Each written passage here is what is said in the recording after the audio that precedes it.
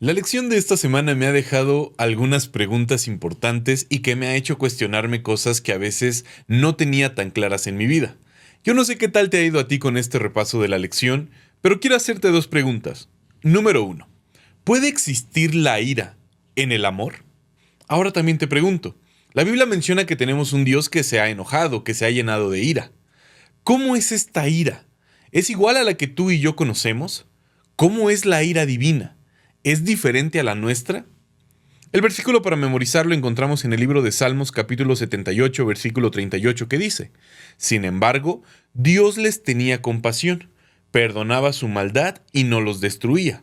Muchas veces apartó su ira y no despertó todo su enojo. Punto número uno sobre este versículo es que sí, existe la ira divina, por supuesto. Dios se enoja, pues aquí lo dice. Muchas veces apartó su ira y no despertó todo su enojo. Por lo tanto, el enojo sí existe. Y punto número dos que quiero destacar. Dios perdonaba su maldad y no los destruía. Esto, en otras palabras, es misericordia. Y quisiera preguntarte, ¿te has puesto a pensar qué pasaría si la humanidad no tuviera la misericordia divina? Reduzcamos la pregunta y volvámosla más personal. ¿Te has puesto a pensar qué pasaría si tú no gozaras de la misericordia de Dios? ¿Dónde estaríamos? ¿Qué sería de nuestra vida? Yo soy Ricardo Balseca y te invito a que te quedes conmigo en el repaso de esta lección.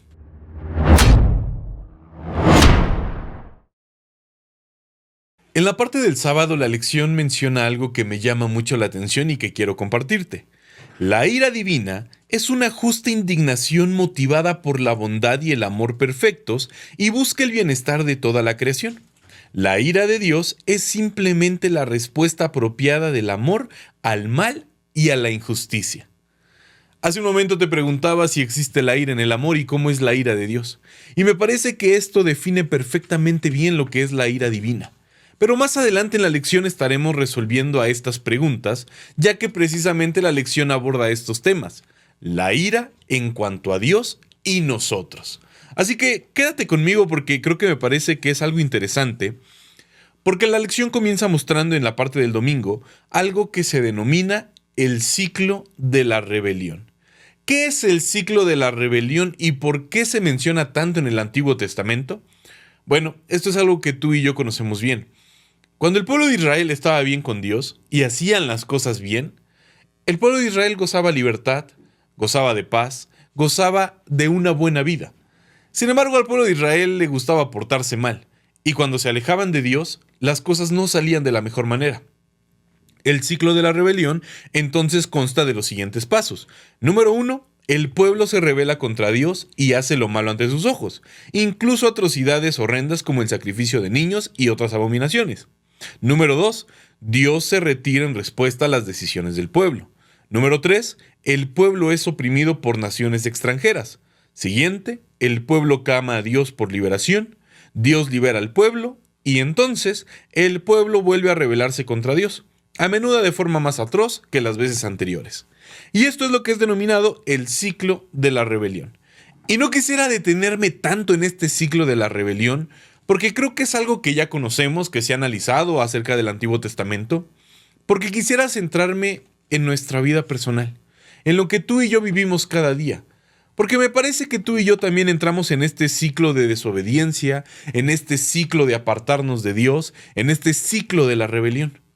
Muchas veces, cuando estamos bien, por así decirlo, que pues, no hay problemas económicos, que la salud está bien, la familia no tiene problemas, el trabajo marcha de buena manera, parece que nos damos esos permisos para desobedecer a los mandamientos de Dios. Y se nos hace muy fácil dejar de ir el sábado a la iglesia, se nos hace muy fácil dejar de diezmar, se nos hace muy fácil no comprometernos con Dios. Y entonces, a consecuencia de nuestras decisiones, a consecuencia de nuestro alejamiento de Dios, entonces, pues empiezan a suceder cosas que no nos agradan mucho. A veces llega una enfermedad que pudiera ser difícil de aceptar. A veces hay un fallecimiento, hay un despido en el trabajo, alguna reducción salarial. Y es en ese momento cuando las cosas no empiezan a pintar de la mejor manera, cuando nos acordamos de Dios y decimos, si estoy de parte de Dios, pues me va a ir bien. Entonces clamamos a Él, lo buscamos, regresamos a la iglesia, volvemos a nuestra fidelidad. Y parece que el ser humano no se cansa de vivir este ciclo. ¿Te has preguntado por qué lo hacemos? Creo que es una pregunta que tal vez nos quedaremos sin respuesta porque somos necios en ocasiones. A veces comparo nuestra actitud con la de un niño que recibe la indicación por parte de algún padre, de algún abuelo, abuelita, porque yo recuerdo mucho que en una ocasión en vacaciones mi primo se estaba columpiando en la mesa con los brazos, se subía con los brazos y se columpiaba. Y mi abuelita le dijo, no hagas eso porque te vas a caer. El niño desobedeció y acto seguido se terminó cayendo y se terminó golpeando. A veces nos pasa exactamente lo mismo. Dios nos da indicaciones, Dios nos instruye a través de la Biblia y nosotros, lejos de obedecerlo, sencillamente queremos seguir con nuestro camino hasta que nos topamos con pared y llegan las consecuencias. Según la Biblia, el amor y la justicia están indisolublemente ligados. La ira divina es la respuesta apropiada del amor contra el mal, porque el mal siempre hiere a alguien a quien Dios ama.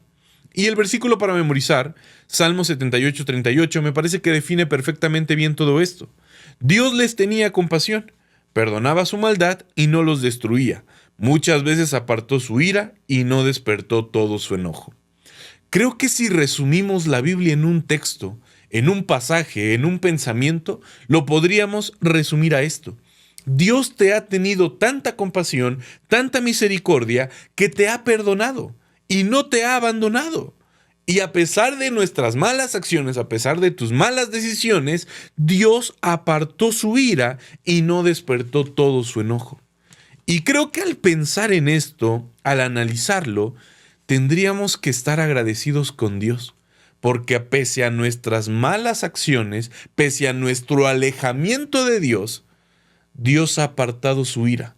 Dios no ha desencadenado su enojo, porque grande, grande es su misericordia. Y más adelante la lección, en la parte del lunes, la lección lo titula Dios es lento en airarse. Y me llama la atención el personaje con el que se ilustra esto, porque es precisamente la vida de Jonás. La lección nos lleva a Jonás capítulo 4, versículos del 1 al 4. Y si tú leíste estos pasajes, pudiste darte cuenta de la situación que estaba atravesando Jonás. Número 1, tú y yo conocemos la historia. Jonás recibe la indicación por parte de Dios de ir a Nínive. ¿Por qué? Porque Dios quería darles un mensaje y si no había arrepentimiento habría destrucción. Pero Jonás sabía que Dios es tardo para la ira, que Dios se complace en perdonar cuando hay un arrepentimiento genuino. Y entonces, Jonás, en lugar de atender el llamado de Dios, porque sabía que Dios podía perdonar a los ninivitas, prefiere irse a Tarsis.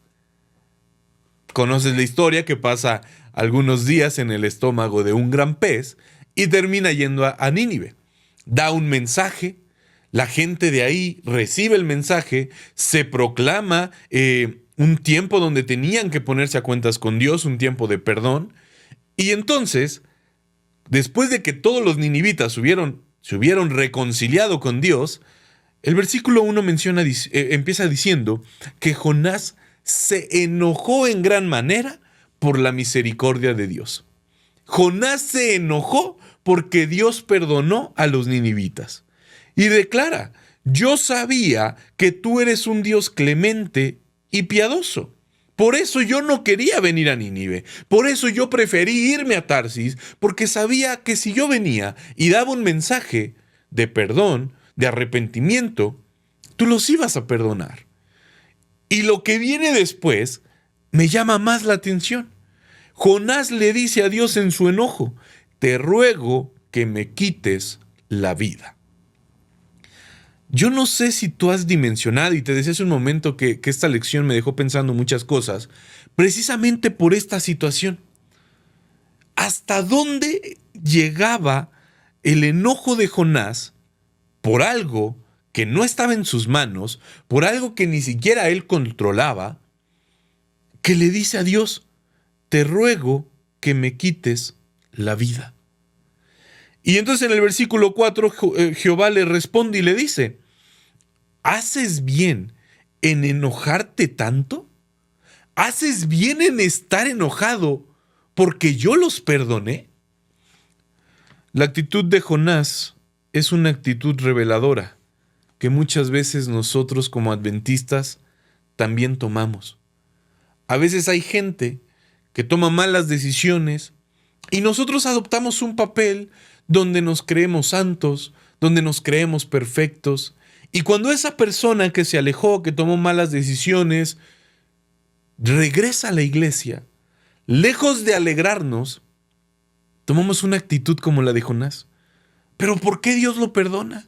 ¿Pero por qué Dios lo acepta? ¿Por qué lo recibimos en la iglesia si es un pecador, si hizo esto, hizo aquello? Y se nos olvida que eso no nos corresponde a nosotros. A ti y a mí no nos corresponde el juzgar, no nos corresponde el decir si está bien o está mal. A nosotros nos corresponde vivir la hermandad. Y si alguien se arrepintió de su mala vida, pues qué bendición, qué alegría. Deberíamos regocijarnos y recibirlos con gozo, con alegría. Que el pecador se sienta apapachado, se sienta querido, diga: pues qué buena decisión tomé de regresar a la iglesia. Y no todo lo contrario, sino que recibe el reproche de la gente y diga: bueno, pues ¿para qué regresé si solamente me juzgan, me critican, hablan de mí? ¿Te das cuenta que a veces nosotros también tomamos esta actitud de Jonás? Y tal vez no llegamos a decir: Señor, quítame la vida, pero sí arremetemos directamente contra los arrepentidos. Habría que tener cuidado al no estar viviendo esta actitud que tomó Jonás. Y en la parte del lunes la lección termina llevándonos al libro de Mateo capítulo 10 versículo 8, que en la parte final me gusta lo que dice: si de gracia recibes, entonces dad de gracia. Y si algo tú y yo hemos recibido por parte de Dios, es su misericordia y su perdón. Porque algo que debemos de tener bien en claro es que ni tú ni yo somos perfectos. Así de claro. Y si no somos perfectos, no podemos juzgar a los demás, no podemos criticar a los demás. Incluso, pa' pronto, te pongo otro ejemplo bíblico. ¿Te acuerdas de la mujer que fue hallada en el acto del adulterio? ¿Qué hicieron con ella? La llevaron con Jesús. Y cuando están con Jesús, ¿qué le dijeron? Señor, Jesús, Maestro, hay que guardar la ley de Moisés, hay que obedecerla. Y la ley de Moisés indica que debe de ser apedreada. Cuando Jesús escuchó estas declaraciones, la Biblia menciona que Jesús empezó a escribir con su dedo en la tierra. Y lo que Jesús estaba escribiendo en esa tierra, con su propio dedo, eran los pecados de todas las personas que estaban ahí porque querían apedrear a la mujer. La declaración por parte de Jesús en ese momento, cuando todos están listos para apedrearla, es: si alguno está libre de pecado, que arroje la primera piedra. En ese momento todos, sencillamente todos se van porque todos sabían que tenían pecados. Y si alguno no quería reconocerlo, en la tierra estaba escrito. Porque a los ojos de Jesús no podemos ocultar nada.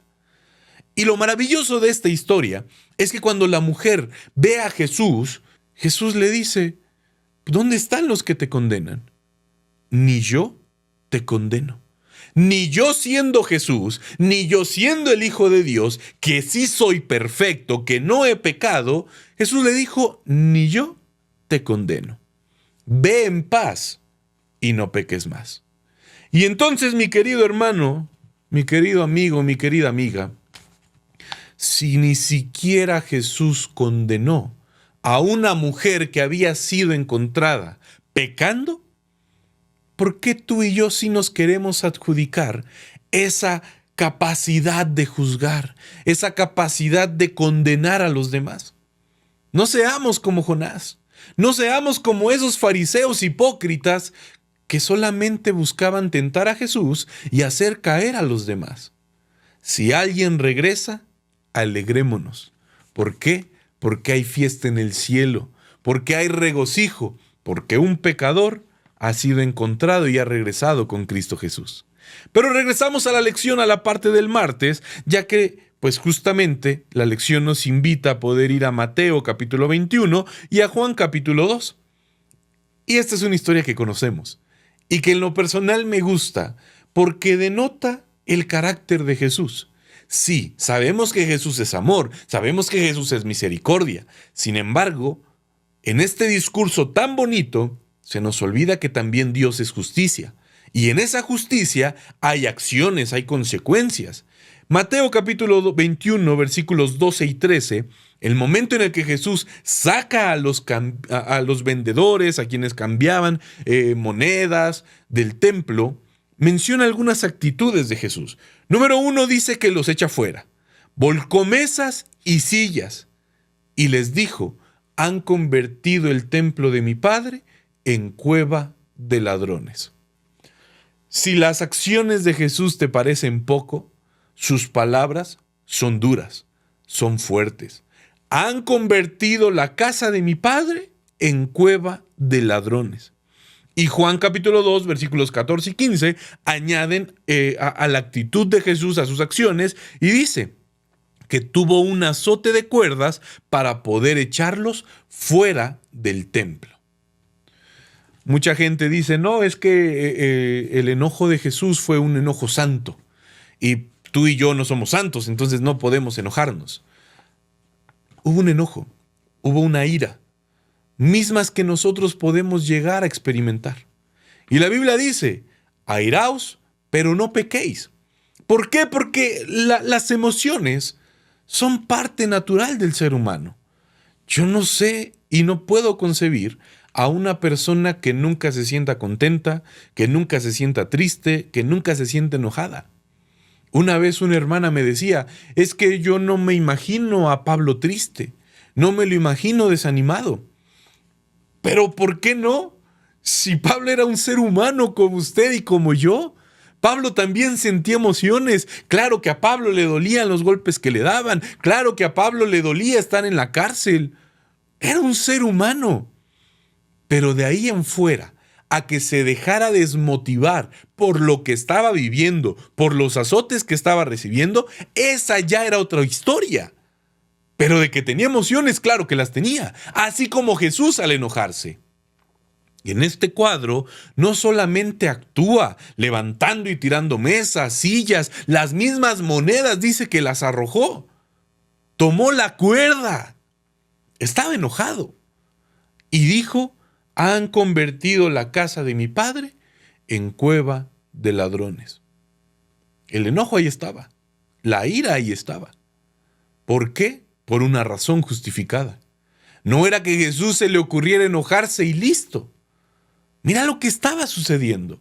Mira el contexto en el que Jesús toma estas decisiones tan drásticas, pudiéramos pensar. Si tú en algún momento te enojas, no te sientas mal. No te sientas el peor pecador del mundo. Acepta que somos seres humanos y sentimos y tenemos emociones. Pero lo que hagas con tus emociones es lo que realmente importa. Si tú te enojas, no respondas, no reacciones. Tómate un tiempo para tranquilizarte, pensar las cosas y entonces ahora sí, si hay que arreglar algo, si hay que hablar algo, hay que hacerlo, pero no en el momento. Tal vez ahí es donde nosotros no entendemos que las emociones pueden traer también grandes consecuencias. Y entonces, el libro de Esdras, capítulo 5, versículo 12, la lección nos lleva a ir para allá, nos enseñan una historia nuevamente de lo que sucedía con el pueblo de Israel y con Dios. El Señor terminó retirándose y entregando al pueblo en manos de Nabucodonosor, rey de Babilonia, basados en Esdras 5:12. Pero Dios lo hizo solamente después de que no hubo más remedio. Después de que Jesús, después de que Dios los estuvo buscando, los estuvo llamando y el pueblo decidió endurecer su corazón, entonces el Señor dijo, bueno, me voy a apartar de ellos. Y más tarde juzgó a Babilonia por la devastación excesiva que infringió a Judá. Ni Judá ni Nabucodonosor se salvaron. Porque al final de esto, y si algo podemos entender de este pasaje, de estos textos bíblicos, es que el juicio es para todos. No porque Nabucodonosor dominara a Judá, significaba que Nabucodonosor quedaba exento del juicio. Y no porque Judá eran los oprimidos por parte de Nabucodonosor, significaba que se iban a quedar exentos de un juicio. Todos, absolutamente todos, hemos de pasar por este juicio. La diferencia es que Segunda de Crónicas 36:16 menciona que el pueblo de Israel menospreciaba las palabras de Dios, burlándose de sus profetas. Aquí es donde estriba la diferencia.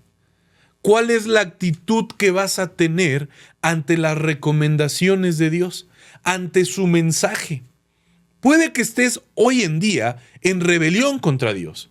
Puede que hoy en día estés alejado de Dios, que no vayas a la iglesia y digas, bueno, con ver un video en YouTube, con eso tengo una buena relación con Dios. Puede que tu corazón se haya alejado de Dios. El pueblo de Israel, dice Segunda de Crónicas 36:16, que menospreciaban las palabras de Dios, se burlaban de sus profetas. Mira hasta dónde habían llegado. Esto es precisamente lo que la Biblia describe como la blasfemia contra el Espíritu Santo. El hecho de ya no querer recibir una amonestación, un consejo, de endurecer el corazón. Y aquí es donde entra la situación tan lamentable donde puede caer el ser humano. ¿Por qué? Porque ya no siente la necesidad de pedir perdón. El pueblo de Israel pensaba que ya no necesitaba pedirle perdón a Dios. Por eso se burlaban de sus profetas. El corazón se había endurecido. Y mi querido amigo, yo te quiero invitar y te exhorto a que no caigamos en esta delicada situación, en esta peligrosa situación, porque entonces significa que nuestro corazón se está pudriendo, que ya no siente la necesidad de pedir perdón. Y eso es muy peligroso.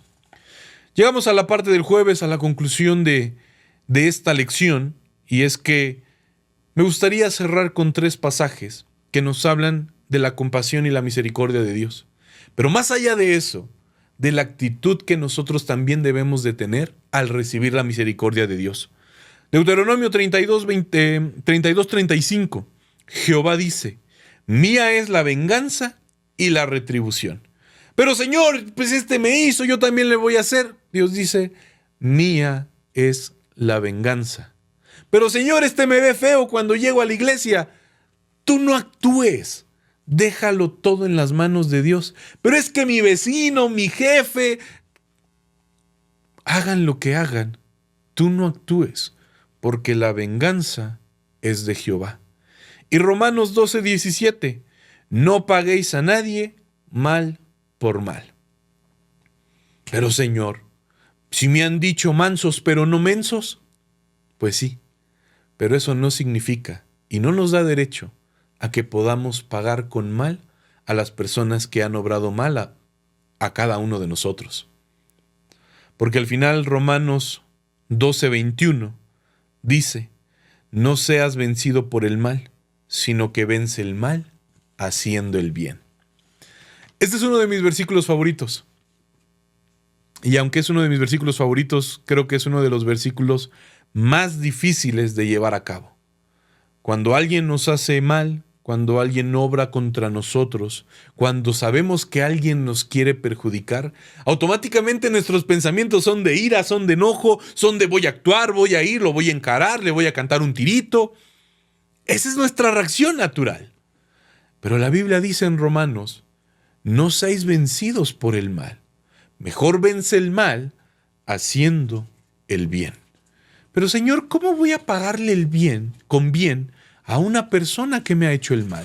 ¿Cómo voy a pagarle con bien a una persona que habla mal de mí, que me trata mal, que quiere que me despidan, que quiere que me corran? ¿Cómo? Bueno, ahí es donde entra la misericordia y el amor de Dios. Algo que no podemos entender, pero que si permitimos que obre en nuestra vida, la misma gente se va a sorprender y va a decir, ¿cómo? ¿Cómo es posible que cuando le hacen algo mal, le hacen algo malo, actúa y responde de una forma completamente diferente? Al final recuerda que el mismo Jesús, quien hizo el bien a todos, le terminamos pagando mal. Y aunque nosotros le pagamos mal, Él fue a una cruz para morir por nosotros.